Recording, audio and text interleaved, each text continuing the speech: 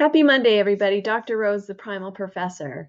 I'm changing things up a little bit. I've been doing the daily spoonfuls, I think at least as far back as April. And Mondays were dedicated to Macro Monday, but I'm changing it up. I feel like I maxed out macro topics. I have plenty of videos related to that, so just scroll through the playlist. But I'm going to tap into my expertise as a physical therapist and take common diagnoses that I've treated most of my career and relate them back to metabolic health. So Macro Mondays are now PT Mondays. So let's get started.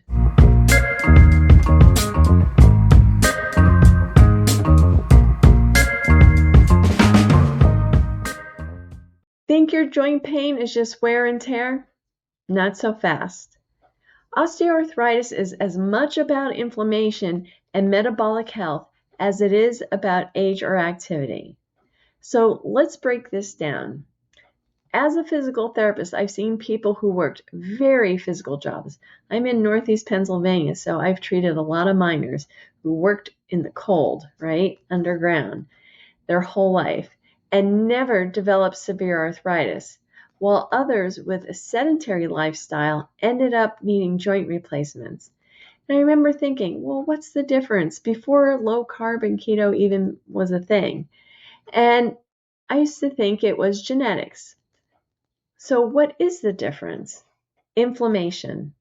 Insulin resistance and high blood sugar create an inflammatory storm that damages cartilage, stiffens collagen, and accelerates joint breakdown. So here's the metabolic connection. When insulin stays high, your body pumps out inflammatory chemicals that attack your joints, adding glycation where sugar binds to proteins and your cartilage loses its shock absorption. That's why people with diabetes or metabolic syndrome are at a higher risk for painful, stiff joints. My poor husband, who just kind of flipped over in January to be diabetic, but he's had insulin resistance for years. And he was an automotive mechanic. Now, his job was physical. However, he would, instead of having a good breakfast, would stop at the convenience store along the way and grab a coffee and those yucky packaged danishes with the sugar on top and everything you could possibly think bad. And he ended up with 2 total knees, tore his bicep tendon off the bone, and had arthroscopic surgery on his knees and back surgery. Now, that was pre-keto for him, and I would say his back surgery was about almost 10 years ago. Fingers crossed, knock on wood, he's doing well. But the amount of inflammation has lowered significantly in his body. The good news is improving your metabolic health by lowering carbs, eating more protein, building muscle, and focusing on anti-inflammatory foods like good fats can reduce your pain, protect your joints, and even help you move better at any age. Many of you who watch me regularly, I did a cross-country trip to Utah and I had to eat. I had just started carnivore, about a month before. And I had to eat on the road, 3 days out driving, 3 days back. And you're going to rest stops, those kinds of things. I would get burgers, just plain burgers. And I did very well actually going around there. But when you go to restaurants like that, I can tell if they use bad oil. I always bring up I have arthritis in this joint.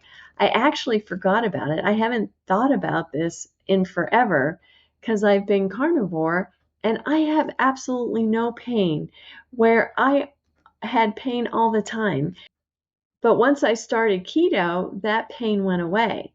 But if I went off plan, like had a celebration day for a birthday party, and I had some cake made with, Crisco icing or whatever they do to it at a bakery, I would have joint pain exactly the next day.